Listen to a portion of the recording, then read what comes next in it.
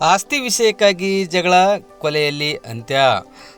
ಆಸ್ತಿ ವಿಷಯಕ್ಕಾಗಿ ನಡೆದ ಜಗಳದಲ್ಲಿ ವೃದ್ಧನೊಬ್ಬನ ಮೇಲೆ ಮಾರಣಾಂತಿಕ ಹಲ್ಲೆ ಮಾಡಿ ಕೊಲೆ ಮಾಡಿದ ಘಟನೆ ಕಮಲ್ ನಗರ್ ತಾಲೂಕಿನ ಡೊಣಗಾಂವ್ ಎಂ ಗ್ರಾಮದಲ್ಲಿ ಇಂದು ಶುಕ್ರವಾರ ಬೆಳಗ್ಗೆ 7:30 ಸುಮಾರಿಗೆ ಜರುಗಿದೆ. ಡೊಣಗಾಂವ್ ಎಂ ಗ್ರಾಮದ ನಿವಾಸಿ ಅಶೋಕ್ ಜಾಧವ್ 70 ವರ್ಷ ಕೊಲೆಯಾದ ವ್ಯಕ್ತಿಯಾಗಿದ್ದಾನೆ.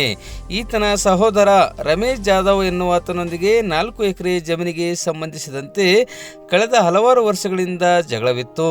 ಈ ಸಂಬಂಧ ಇಂದು ಶುಕ್ರವಾರ ಬೆಳಗ್ಗೆ 7:30 ಸುಮಾರಿಗೆ ಅಶೋಕ್ ಜಾಧವ್ ಎನ್ನುವಾತನೊಂದಿಗೆ ಜಗಳ ಆರಂಭಿಸಿದ ರಮೇಶ್ ಜಾಧವ್ ಹಾಗೂ ಈತನ ಪುತ್ರರು ಹಾಗೂ ಕುಟುಂಬಸ್ಥರು ಅಶೋಕ್ ಜಾಧವ್ ಎನ್ನುವಾತನ ಮೇಲೆ ಕೊಡಲಿ ಸೇರಿದಂತೆ ಇತರ ಹರಿತವಾದ ಆಯುಧಗಳಿಂದ ಹಲ್ಲೆ ನಡೆಸಿ ಗಂಭೀರವಾಗಿ ಗಾಯಗೊಳಿಸಿ ಕೊಲೆ ಮಾಡಿದ್ದಾರೆ ಎಂದು ತಿಳಿದುಬಂದಿದೆ. ಜಗಳದ ಸಂದರ್ಭದಲ್ಲಿ ಬಿಡಿಸಲು ಹೋದ ಕೊಲೆಯಾದ ಅಶೋಕ್ ಜಾಧವ್ ಎನ್ನುವಾತನ ಪುತ್ರ ಗೋಪಾಲ್ ಜಾಧವ್ ಎನ್ನುವಾತನಿಗೂ ಸಹ ಗಂಭೀರವಾಗಿ ಗಾಯಗಳಾಗಿದ್ದು, ಗಾಯಾಳು ವ್ಯಕ್ತಿಗೆ ಬೀದರ್ನ ಜಿಲ್ಲಾ ಆಸ್ಪತ್ರೆಗೆ ದಾಖಲಿಸಿ ಚಿಕಿತ್ಸೆ ನೀಡಲಾಗಿದೆ. ಸುದ್ದಿ ತಿಳಿದ ಬೀದರ್ನ ಎಸ್ಪಿ ಪ್ರದೀಪ್ ಗುಂಟಿ, ಬಾಲ್ಕಿ ಡಿವೈಎಸ್ಪಿ ಶಿವಾನಂದ್ ಪವಾಡ್ಶೆಟ್ಟಿ ಸೇರಿದಂತೆ ಕಮಲ್ ನಗರ ಠಾಣೆ ಪೊಲೀಸ್ ಅಧಿಕಾರಿಗಳು ಹಾಗೂ ಸಿಬ್ಬಂದಿಗಳ ತಂಡ ಘಟನಾ ಸ್ಥಳಕ್ಕೆ ಭೇಟಿ ನೀಡಿ ಪರಿಶೀಲಿಸಿದ್ದು ತನಿಖೆ ಮುಂದುವರಿಸಿದೆ. ಘಟನೆಗೆ ಸಂಬಂಧಿಸಿದಂತೆ ಕಮಲ್ ನಗರ್ ಪೊಲೀಸ್ ಠಾಣೆಯಲ್ಲಿ 5 ಜನ ಆರೋಪಿಗಳ ವಿರುದ್ಧ ಪ್ರಕರಣ ದಾಖಲಾಗಿದೆ. ಪ್ರಕರಣದಲ್ಲಿ ಕೊಲೆ ಮಾಡಿರುವ ಆರೋಪಿಗಳಾದ ರಮೇಶ್ ಜಾಧವ್ ಹಾಗೂ ಈತನ ಪುತ್ರರಾದ ಭರತ್ ಜಾಧವ್, ಹರಿ ಜಾಧವ್ ಹಾಗೂ ರೇಖಾ ಜಾಧವ್, ಅಶ್ವಿನಿ ಜಾಧವ್ ಎನ್ನುವವರ ಬಂಧನಕ್ಕಾಗಿ ಪೊಲೀಸರು ಜಾಲ ಬೀಸಿದ್ದಾರೆ. ಕೊಲೆ ಪ್ರಕರಣದ ಹಿನ್ನೆಲೆಯಲ್ಲಿ ಬೀದರ್ನ ಜಿಲ್ಲಾ ಆಸ್ಪತ್ರೆ ಬಳಿ ಕೊಲೆಯಾದ ವ್ಯಕ್ತಿಯ ಕುಟುಂಬಸ್ಥರ ಆಕ್ರಂದನ ಮುಗಿಲು ಮುಟ್ಟುವಂತಿತ್ತು. ಕಿಚನ್ದಾಗಿದ್ದಿರ್ನ ಅವ್ರು ಬಂದು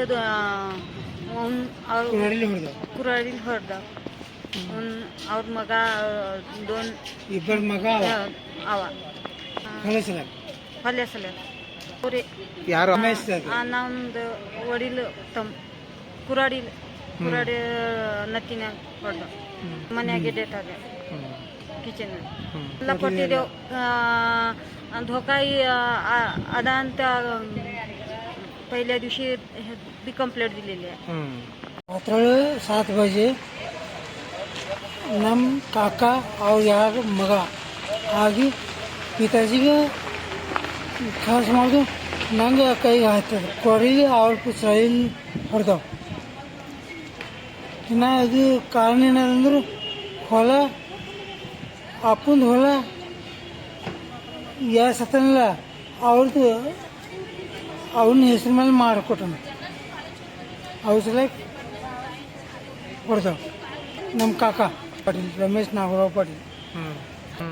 ಅದು ಜಗಳ ಅಂದ್ರೆ 30-35 ವರ್ಷ ಐತಿ ಅದ.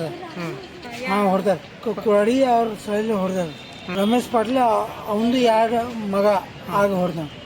ಹಾಂ ಮಗ ಇದ್ದ ಅಶೋಕ್ ಪಾಟೀಲ್ ಮಗ ಕೊಟ್ಟಿದೆ. ನನ್ನ ಮುಂದೆ ಆಗಿಂದ ಎಲ್ಲ ಬಿಡ್ಸಕ್ಕೆ ಹೋಗಿದ್ದೆವು ನಂಗೆ ಹೊಡೆದ. ಬಿಡ್ಸಕ್ಕೆ ಹೋದ್ರು ಗೋಡೆಲಿ ಹೊಡೆದವು ಮನೆಗೆ.